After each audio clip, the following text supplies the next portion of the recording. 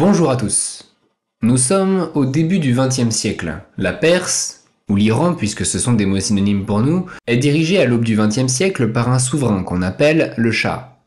Sa dynastie, les Qadjars, est d'origine turkmène et règne depuis 1786. C'est un homme dont la langue de cour n'est pas le persan, bien que son peuple parle persan. Et ce Shah, il est soutenu par le peuple ou pas du tout? Les Persans ne les détestent pas a priori, mais ils ont quand même des griefs contre la monarchie Qadjar. Pour eux, les Qadjars ont tendance à se soumettre trop souvent à l'influence étrangère. Parce que oui, en Perse, il y a des étrangers. Et ils aiment pas les étrangers? Ben non.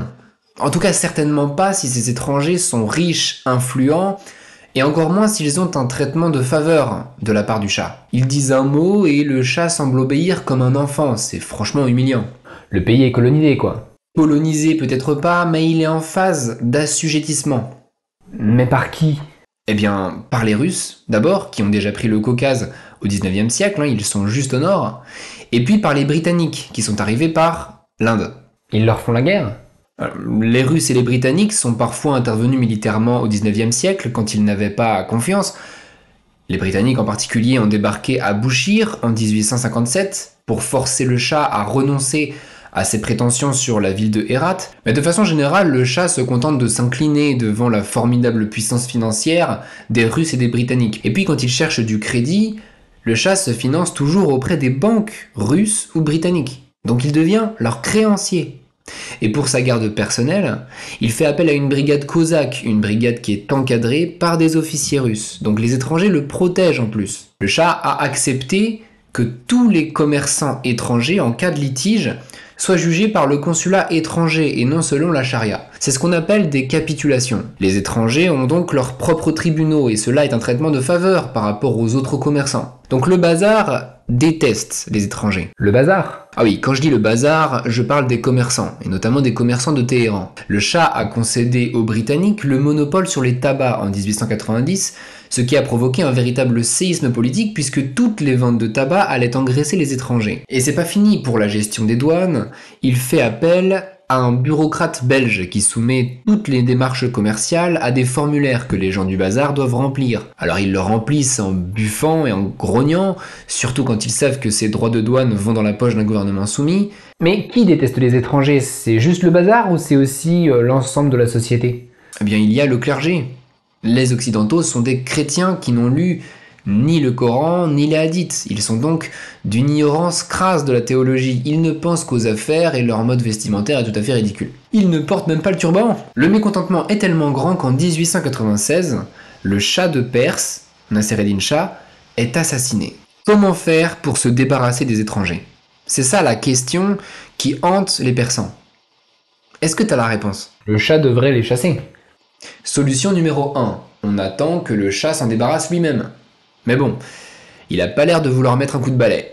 Au contraire, plus le temps passe, plus il entre dans une sorte de fascination pour l'Occident. Donc cette solution n'est pas très convaincante. Ben, peut-être que le peuple peut le chasser. Il faudrait qu'il ait un régime plus représentatif, avec un parlement qui soit à l'image des volontés du peuple.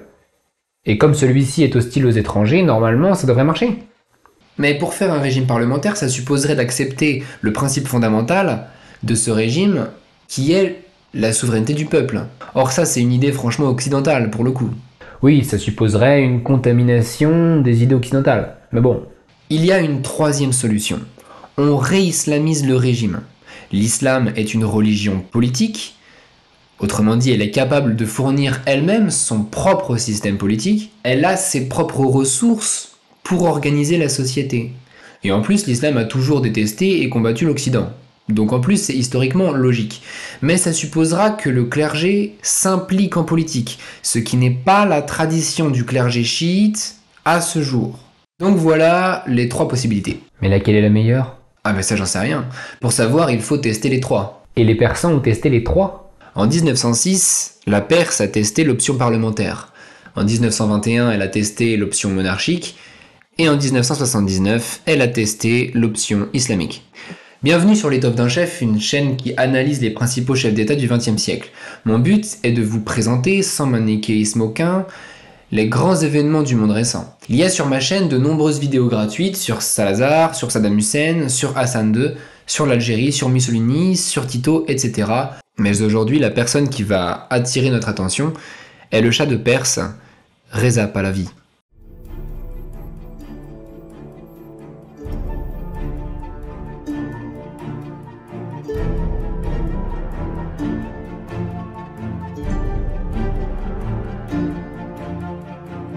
« 1906, 1921 et 1979, plus que des séismes politiques, ce sont des convulsions par lesquelles la Perse cherche d'abord à se gouverner elle-même. Ces solutions ont-elles fonctionné? Oui, non?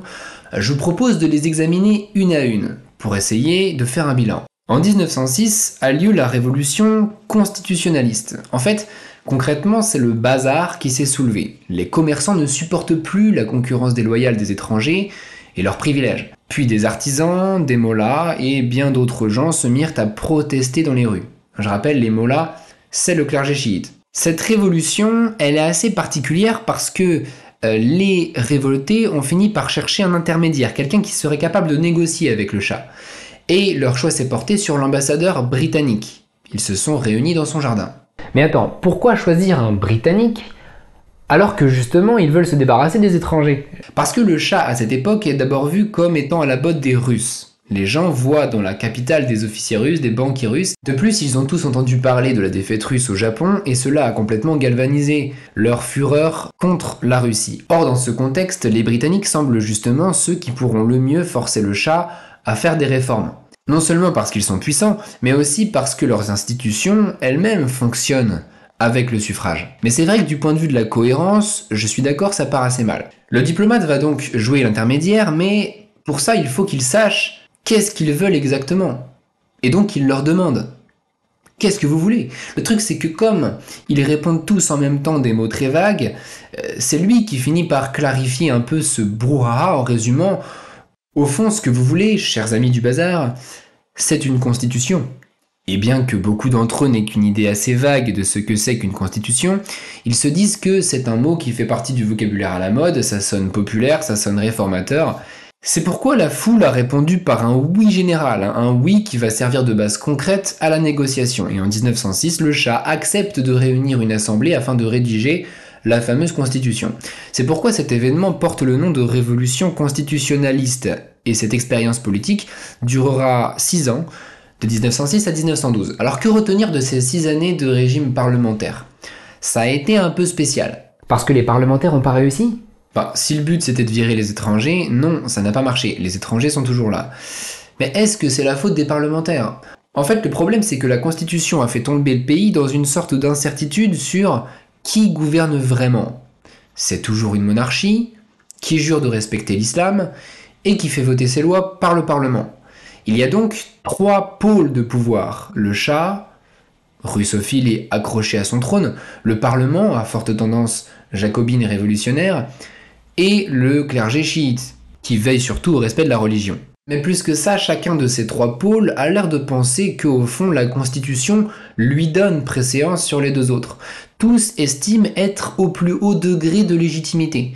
Résultat, ils se disputent sans cesse et sont incapables de coopérer en quoi que ce soit. Pour te donner un exemple, le Shah de l'époque, Mohammad Ali, qui a pourtant juré de respecter la Constitution, s'est tellement brouillé avec le Parlement qu'il a fini par demander à ses cosaques, sa garde cosaque, de l'envahir à coups d'artillerie, ne manquant pas de tuer 200 députés au passage. Il a bombardé le Parlement?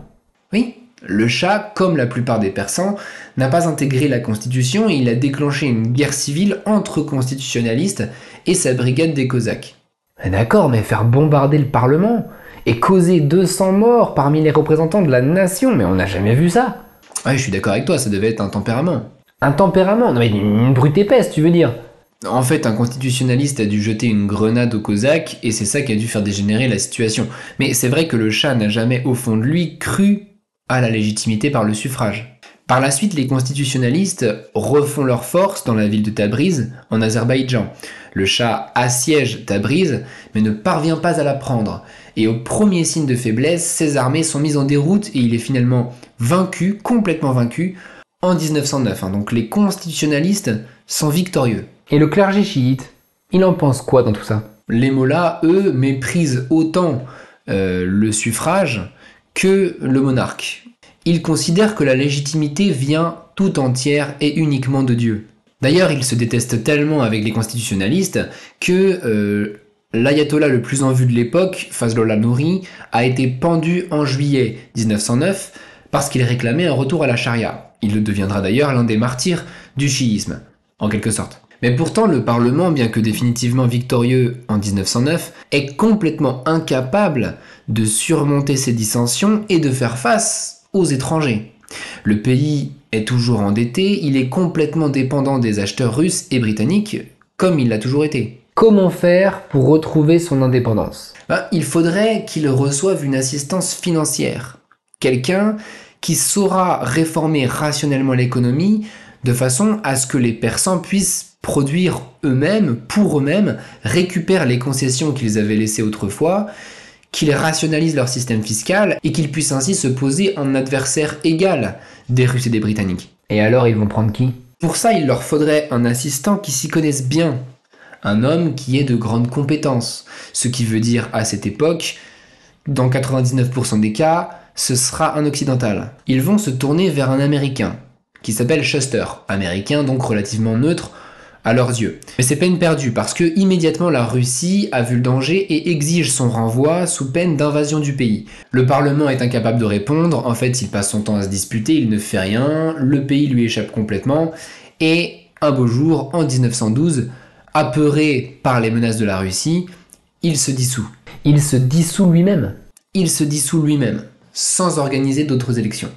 Un véritable suicide politique. Les parlementaires ont l'air d'avouer au monde que l'option de 1906, l'option parlementaire, a échoué. Ils ont été incapables de faire face aux étrangers comme ils l'avaient promis. De plus, le peuple ne les soutient pas parce qu'ils ont pendu un ayatollah et donc on les prend pour des révolutionnaires fous et athées. Bon bref, l'option constitutionnaliste a débouché sur un fiasco complet, une dépendance encore pire que celle des Qadjars. Quand je dis c'est un fiasco, je veux dire que finalement, cette expérience a laissé la Perse dans un tel désarroi qu'elle se transformera littéralement en charogne pour les étrangers. Les Russes et les Britanniques passent et repassent sur ce territoire. Ils se sont clairement partagé le pays, depuis un traité qui a été signé en 1907, et donc on voit deux zones d'influence se dessiner, l'une au nord et l'autre au sud. Ce sont surtout les Russes, en fait, à l'époque du tsar Nicolas II, qui se montrent d'une affreuse stupidité. En 1912, ils envahissent le nord et bombardent le sanctuaire de l'imam Reza. C'est qui lui? C'est le 8e imam. Je sais pas si tu te souviens de notre épisode sur les différences entre sunnites et chiites, mais on a vu que les chiites duodécimains vénèrent 12 imams. L'un d'entre eux, le 8e, est enterré dans un mausolée à Mashhad. Et l'État est incapable de riposter en quoi que ce soit. Tu comprends pourquoi les Persans n'hésiteront pas une seconde à s'allier aux Allemands pendant la guerre. Et on les comprend. Quand on leur parle des Russes à l'époque, ils ont juste envie de vomir. Ce sont des gens qui saccagent des mausolées. Quant aux Britanniques, ils apparaissent comme des vautours puisqu'ils se sont aperçus depuis 1908 qu'il y a du pétrole dans la région. Ah oui, parce que le premier puits de pétrole au Moyen-Orient a été découvert en 1908, c'est ça? Exactement, en Perse. Donc eux non plus n'ont pas envie de partir, pas du tout. Là-dessus, la Première Guerre mondiale arrive. Je vous rappelle, c'est quelque chose qu'il faut savoir, c'est que la Première Guerre mondiale a été absolument abominable, à la fois pour l'Europe et pour le Moyen-Orient. Le Moyen-Orient est complètement plongé dans cette catastrophe, autant que nous. Et donc la Perse, à cette époque, va se remplir d'un réseau d'espions, d'agents et d'entrepreneurs allemands, ce qui va créer des révoltes pro-allemandes incessantes que les Russes et les Britanniques n'auront de cesse de combattre. Au sortir de la Grande Guerre, on voit un pays dans un état pitoyable, les infrastructures sont détruites, des morts, de faim et de maladies partout, la Perse est transformée en un gros tas de beurre fondu, tout le monde y rentre son épée jusqu'à la garde, le pays a été envahi par les Russes, soulevé par les Allemands, envahi par les Britanniques, puis par les Ottomans. En tout cas, non seulement la Première Guerre mondiale a été affreusement tragique pour la Perse, mais en plus, elle ne recevra aucun dédommagement de la part de personne, puisque officiellement, elle était neutre. Par contre, la famine règne, le typhus, la grippe espagnole tue 1 homme sur 5 dans la ville de Shiraz, et probablement beaucoup plus dans tout le pays. Alors, à quoi ressemble l'Iran au sortir de la guerre? Il est divisé en 3 parties. Il y a d'abord la Perse, qui est occupée par l'armée anglaise, et qui penche vers une forme de protectorat britannique. Ensuite, le Gilan, une région de langue caspienne au nord des monts Alborz, qui est dominée par des maquisards qu'on appelle les Jangali. Le Jangal signifie la jungle. Ces hommes tentent de provoquer une sorte de révolution mi-nationaliste, mi-socialiste, qui va donner du fil à retordre aux Persans pendant 6 ans. Mais ils sont alliés à Lénine? Pas forcément au début, leur chef, Kuchek Khan, est un personnage proche du clergé par sa formation, proche du nationalisme persan par ses discours, mais en même temps perméable à certaines options socialistes. Lénine attend la défaite des Blancs pour pouvoir ensuite envoyer de l'aide aux Jangali et par la même occasion soviétiser le mouvement au maximum. Et effectivement, en 1920, des bateaux russes se promènent sur la mer Caspienne pour débarquer vers le Gilan. Mais la soviétisation du mouvement se passe mal. Kuchek Khan est en fait très méfiant envers Lénine, il a l'impression qu'il pervertit l'esprit musulman du mouvement. Notons qu'il y a également un deuxième ennemi pour les Persans. L'Azerbaïdjan a réussi à vaincre les Turcs et pense que cela lui donne des droits à une sorte d'indépendance. Tabriz est révolté. Sous la direction d'un mollah qui s'appelle Riabani, les Britanniques qui veulent imposer leur protectorat sur le pays encouragent les Persans à se débarrasser de tous ces parasites au nord, et l'Azerbaïdjan est finalement vaincu. Le mouvement du Jangal fut finalement dispersé par la brigade cosaque, qui à cette époque-là était commandée par un colonel, une espèce de géant qu'on appelle Reza Khan. Drôle de type, ce Reza Khan, il est aussi cultivé qu'un placard à vaisselle, il ne sait sûrement pas tenir un stylo, mais il a quand même réussi en très peu de temps à rétablir l'ordre dans le Gilan. Il parvient à déloger les Jangalis des villes de la côte, et donc il les disperse dans la jungle. Ils ont l'air d'aimer la jungle, bon, on va les balancer dans les forêts montagneuses de l'Alborz. Kuchek Khan finit par se perdre dans les montagnes, où il mourut de froid. Sa tête a été rapportée à Téhéran. Alors on peut dire du mal des Anglais, il faut bien reconnaître qu'ils sont pour le moment le seul élément stabilisateur dans le pays. Ils sont intéressés par le pétrole, ça c'est sûr, mais justement trop de pagaille ça peut nuire à leurs affaires. Et donc ils essayent de conserver une Perse à peu près stable et unifiée. Je te l'avais dit en introduction, il y a 3 pôles qui seraient susceptibles de provoquer un sursaut nationaliste. On a essayé le Parlement, ça n'a pas marché. On va essayer maintenant l'option numéro 2. On va mettre à la tête de ce pays un gars à poigne qui aura assez de personnalité pour relever ce pays. Et ils finissent par le trouver. L'officier cosaque qui a écrasé les Jangalis. Comment il s'appelle déjà? Reza Khan, le mec de la brigade cosaque. Mais tu m'as dit qu'il savait pas écrire. Oui, après ça, on lui apprendra à signer un papier. Au pire, il mettra une croix. Au moins, lui, les Persans ont l'air de l'apprécier. Il n'est pas du genre impressionnable, il inspire le respect, l'autorité, parfois la crainte. Est-ce qu'on n'arriverait pas à en faire quelque chose ?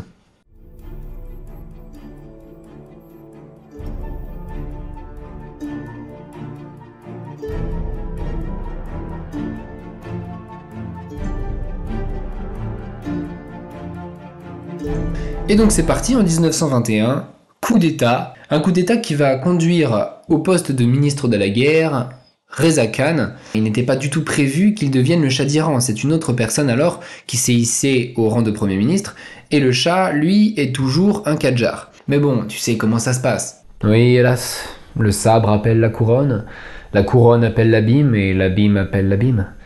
Abyssus abyssum invocat. Voilà, c'est pourquoi Reza Khan, rapidement, il fait dégager le Premier ministre, il se hisse au rang de Premier ministre, puis il fait pression sur le Parlement pour faire renverser le Shah, et du coup, il devient Shah, et se fait appeler du nouveau nom, dynastique désormais, qui est celui de Pahlavi. Pourquoi il choisit ce nom Pahlavi d'ailleurs ? Parce que c'est stylé ? Parce que c'est stylé, et après il va renommer son pays, ça s'appellera plus la Perse, mais ça deviendra l'Iran. Et parce que ça claque. Parce que c'est un nom qui claque, voilà. On va trouver un nouveau nom pour une nouvelle réalité. Désormais, ce pays, il a du potentiel, on va le relever, on va le reconstruire. C'est quelqu'un qui, au fond de lui, a vraiment envie de se hisser au niveau des grandes puissances. Il faut laisser le temps au temps. On va se renforcer petit à petit. L'erreur des constitutionnalistes est d'avoir voulu être totalement indépendant trop vite. Résultat, les Russes sont arrivés, ils leur ont donné une pichenette et ils se sont tous effondrés. La Mecque ne s'est pas faite en un jour. Ok, Reza Khan, qui va devenir Reza Shah, collabore avec les Britanniques, mais il met des limites à sa collaboration. Pas question qu'il commande l'armée, pas question qu'il nous ponde un traité de protectorat. Pas question qu'ils nous collent un Premier ministre à leurs bottes. Voilà, je te présente Reza Shah Pahlavi, 2 mètres de haut, un regard stalinien, une moustache qui flaire tous les complots présents, passés ou futurs à 50 km à la ronde, un képi qui lui fait presque toucher le plafond. Mais il sait même pas écrire. Oui, bah, il va prendre des cours. Ça n'empêche pas qu'il est un ultra fervent partisan de l'occidentalisation et de l'instruction de son pays. Comme Atatürk d'ailleurs. Pour pouvoir emmener son pays loin, il veut faire des routes, des écoles, une vraie armée, et puis s'il faut se mettre à dos les mollahs, tant pis, hein. S'il faut censurer la presse, tant pis, s'il faut assassiner 2 ou 3 ministres récalcitrants, bah on fera ça dans le sous-sol du palais. Ce régime de Reza Khan est une vraie dictature moderne, et il est temps pour lui de faire des réformes nécessaires, mais impopulaires.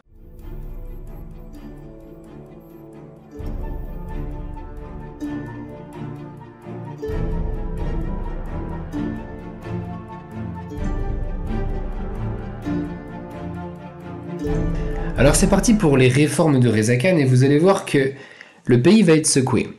Première réforme, c'est la sédentarisation des lourds. C'est comme ça qu'on appelle les nomades persans, qui sont très nombreux à l'ouest du pays. Si tu veux, c'est l'équivalent des bédouins chez les arabes, ou des touaregs chez les berbères. Là, ici, l'objectif de Reza Khan, c'est de les sédentariser de force. Le nomade, c'est celui qui refuse la civilisation. On va donc les forcer à se sédentariser, s'il le faut à coups de gourdin. Ah oui, carrément. Alors complètement, on les fait bombarder depuis le ciel, on kidnappe leurs chefs pour les détribaliser, on les force à choisir entre l'estivage et l'hivernage, et une fois qu'ils ont choisi où est-ce qu'ils ont voulu s'installer, eh bien on bloque la route de leur itinéraire pour leur interdire de redevenir nomades. On les force à se convertir à l'agriculture, eux qui avaient toujours été éleveurs. C'est parce que Reza Khan est un fou du progrès, un jacobin comme on n'en fait plus. Et les conséquences vont être catastrophiques sur l'élevage. Les nomades ne peuvent plus nourrir leurs bêtes. Leurs terrains sont tous occupés par une agriculture forcée, qui va être d'ailleurs de très bas rendement. Ça, c'était pour la sédentarisation des lurs. Deuxième chose, pour que tu te figures un peu ce qu'on appelle la modernisation sous Reza Khan, il crée un chemin de fer entre la mer Caspienne et le golfe Persique. Sauf que là encore, c'est la catastrophe. Le chemin de fer ne dessert pratiquement aucune grande ville, à part Téhéran et Ahvaz. Ces 1400 km de rails qui ont nécessité un travail acharné n'ont pas du tout de logique par rapport aux besoins d'aménagement du pays. On n'est pas aménageur du territoire qui veut. Très honnêtement, pour le même prix, on faisait un réseau routier efficace pour tout le pays. Mais même s'il se trompe, tu peux rien lui dire, parce que au moindre désaccord, il peut te faire couper le cou. Bien que le transiranien soit un projet souvent vilipendé, l'honnêteté m'oblige à vous dire que les résultats globaux en matière d'industrialisation ont été excellents. Partout la Perse se met à produire de la valeur. On emploie soudain des centaines d'usines à souffler du verre, à chimiquer des allumettes, à raffiner le sucre ou encore à égrener le coton. Ces progrès industriels s'accompagnent de progrès sanitaires. La mortalité baisse lentement et le paludisme est éradiqué. Bien qu'on ait parfois dit que Reza Shah est un valet des Britanniques, ce jugement est d'une mauvaise foi complète. Au contraire, il a tout fait pour garder son indépendance. C'est lui qui abolit les capitulations. C'est lui qui dote l'Iran d'une marine de guerre. Lorsque les Britanniques ont tenté d'établir un protectorat sur le Khouzistan avec le cheikh Khazal, c'est lui qui met fin à leur projet en matant la révolte du cheikh en 1924. Sur le dossier du pétrole, il parvient à rehausser sa part dans la concession d'Arcy, qui passe de 16 à 20%, même si ce progrès est quand même très inférieur à ses espérances. Le Shah essaie aussi de refonder une identité nouvelle, par exemple en célébrant le millénaire de Ferdoussi, l'un des inventeurs de la langue persane, ou en rénovant les ruines exceptionnelles de Persépolis. Les réformes musclées de Reza Shah sont donc loin d'être des coups d'épée dans l'eau. Militaire de profession, c'est visiblement quelqu'un qui aime être obéi, et rapidement. Cette efficacité est une qualité, mais elle verse parfois dans la cruauté. Parce qu'il y a bien une tradition qu'il ne veut pas abolir, c'est celle qui consiste à faire exécuter ses ministres, et ce d'autant plus sûrement qu'ils sont doués. Certains opposants ont subi les sévices du docteur Ahmadi, qui, dit-on, les torturait ou les exécutait par des méthodes particulièrement cruelles, notamment l'injection d'air dans le sang. Alors, je ne veux pas me faire le colporteur de ragot, mais il est vrai que tous les plus proches collaborateurs du Shah Temurtaj, son plus brillant conseiller et ministre de cour, Davar, l'auteur de la réforme judiciaire qu'on va voir, et Fateh, qui commandait l'armée nouvellement créée, tous sont morts de façon très étrange et précipitée, et il est facile d'incriminer la cruauté légendaire du Shah. Mais l'erreur la plus tragique de Reza Shah reste sans conteste la laïcisation du pays.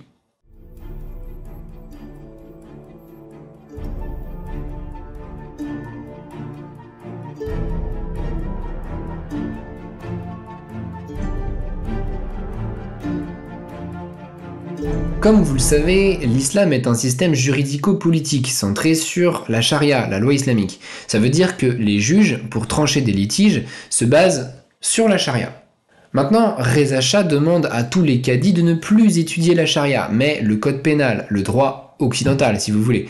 Et les mollahs n'ont plus la faculté de devenir juges. Finalement, c'est la quasi-totalité du système judiciaire qui est licenciée. Alors, le droit est modernisé, les peines de flagellation sont abolies, l'âge légal des filles pour se marier passe de 9 à 13 ans, mais pour moderniser ce droit, il a fallu éjecter tous les cadis appartenant au clergé qui persistaient à juger selon la charia, autrement dit pratiquement tous. Cette laïcisation, elle concerne aussi l'éducation, la religion est écartée au profit d'un enseignement plus occidental, même si cet enseignement reste traditionnel et respectueux de l'islam, en théorie. Mais le pire de tout, c'est sa politique de dévoilement.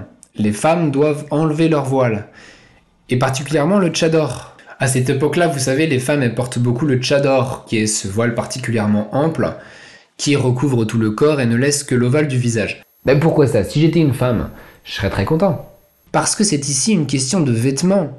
Quand la loi se mêle de vêtements, il faut être très prudent, la société est conservatrice, les femmes sont voilées depuis des siècles dans ces régions. D'accord, en Égypte il y avait eu un dévoilement, mais il était progressif, c'était pas une loi arbitraire qui l'a imposé.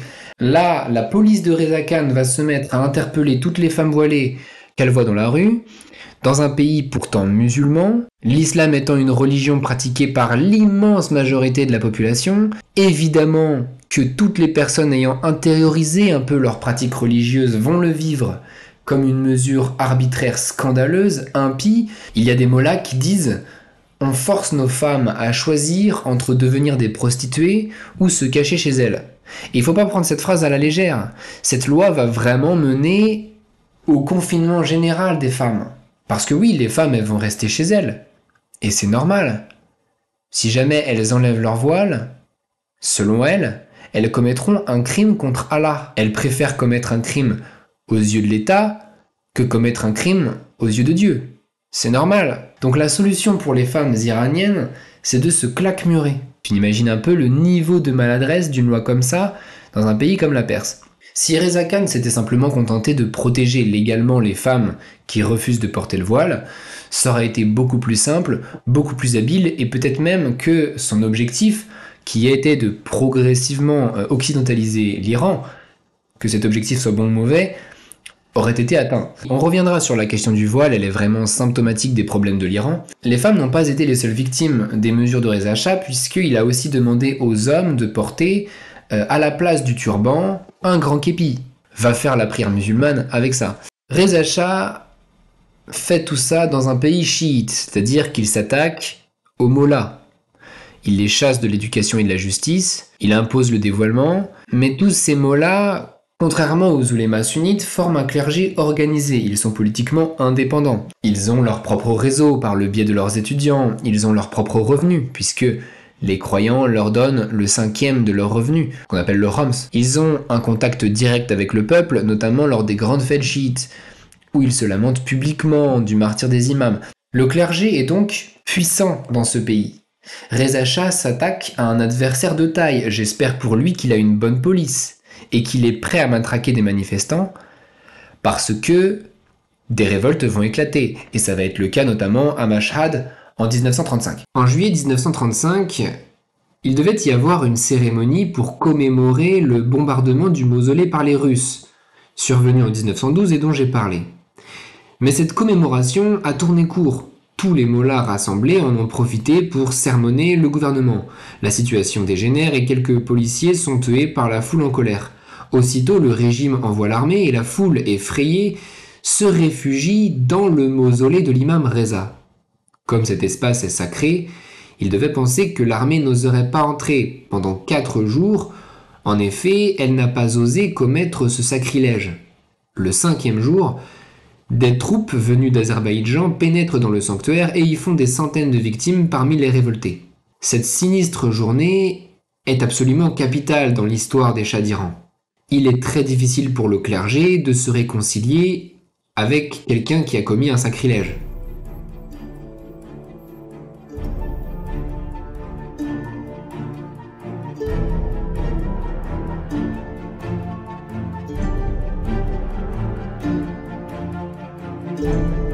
J'entends parfois dire que Reza Shah fut un valet des Britanniques. Et la preuve, disent-ils, c'est qu'il fut intronisé par eux en 1921 et déposé par eux en 1941. Cette affirmation, pour moi, est vraiment injuste. Les Britanniques n'ont pas planifié son accession au pouvoir.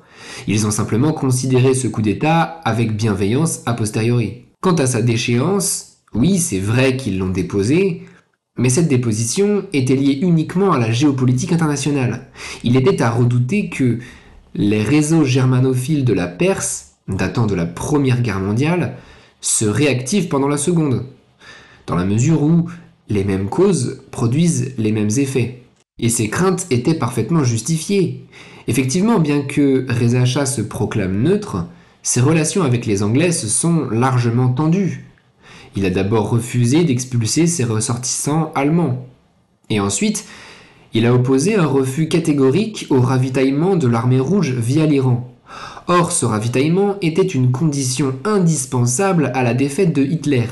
Reza Shah a été vu par les Anglais comme un faux neutre, qui par entêtement aurait bien pu faire basculer l'issue de la guerre. Sa déposition a été une décision prise en urgence par des Anglais aux abois. Après coup, on peut dire que Reza Shah fut quelqu'un de surprenant.